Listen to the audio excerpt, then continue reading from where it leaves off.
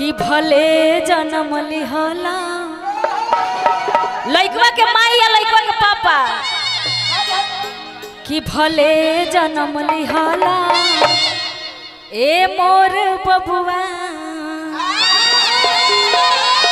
ए मोर बबुआ हो ए मोर बबुआ आई कि भले जन्म लिहला ए मोर बबुआ भले लिहला ए मोर बबुआ भले लिहला ए मोर बबुआ ए मोर बबुआ कब आओगे जिस्म से जान जुदा होगी क्या कब आओगे देर न हो जाए कहीं देर न हो जाए देर न हो जाए ए मोर बबुआ भले ए मोर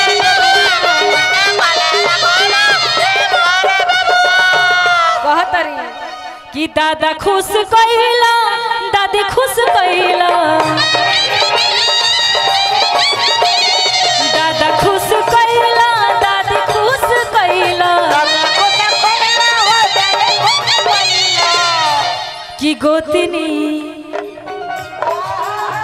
कि गोतनी हसैला ए मोर बबुआ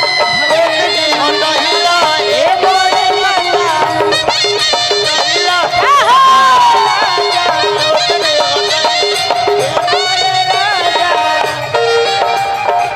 और सुनी ना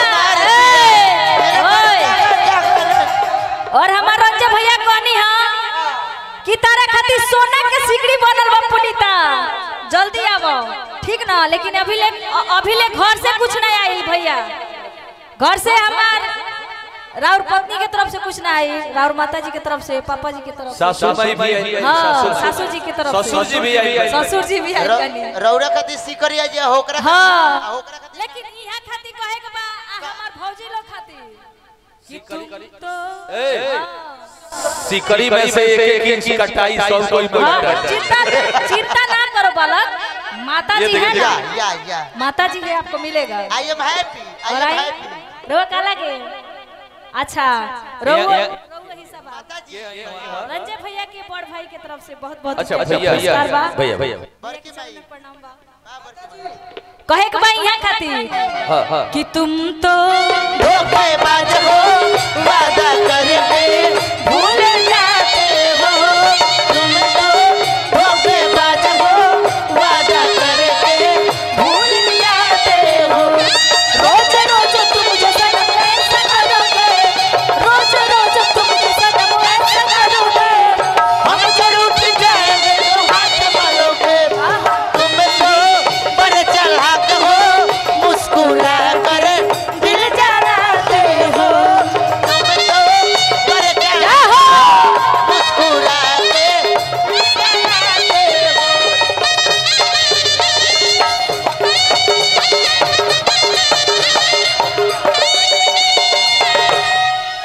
और एगो सुनी ना भैया नाच के और नाचत तू हां बस में दीजिए नाचवा की ना आज ना चलता सुन ली काय उनका ना बेला एगो काम आज करो ना चलता समझ ए अनिल भैया तनी रुक ले कइला मम्मी खुश कइला पापा खुश कइला मम्मी खुश कइला कि फुआ के नचैला ए मोर बबुआ भले ए मोर बबुआ लेकिन हमरा भौजाई कुल के जब देवे के ना होला बाबा त का बहाना बनावली सन का बना लो कि लाले लाले रे ललनावा कैसे सब करी कि भइले महंगी में ललनावा कैसे सब करी माता जी की तरफ से के हो रंजन जी के माता जी के तरफ से मम्मी जी ऊपर ना चल रही। अच्छा फुआ जी हाँ फुआ जी की तरफ से बहुत बहुत रुपए का फुआ जी पुरस्कार बा।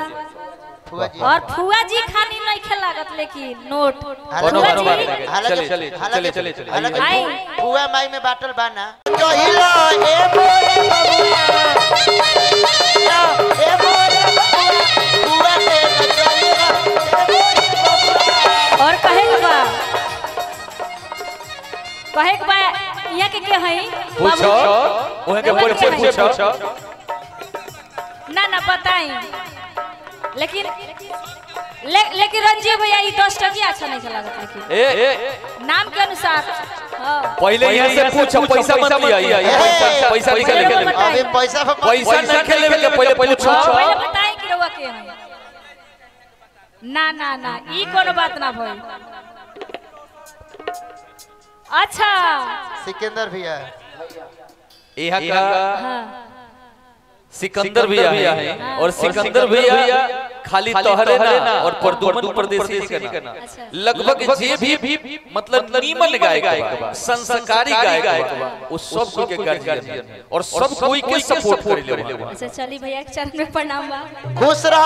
रहा हां एगो और बात बा का तहार एंट्री अभी 2 मिनट के अंदर समाप्त हुई प्रदुमन परदेसी जी आए लेकिन हम पहले ही कह देनी है ये दोनों भाई बड़ा गर्दा उड़ैले आओ कहतरी कि पलंग पर रो रहा मेरे नंदलाला हां ज्यादा अभी नहीं गाना है ये अंतिम प्रस्तुति होगी उसी में अपने चाका निकल ओके का है अच्छा ये रख ली हम अच्छा चले चलते कि भले जन्म लिहाला ए मोर एगो फरमाइश समय लगभग हो गइल बा एगो फरमाइश तारा नीचे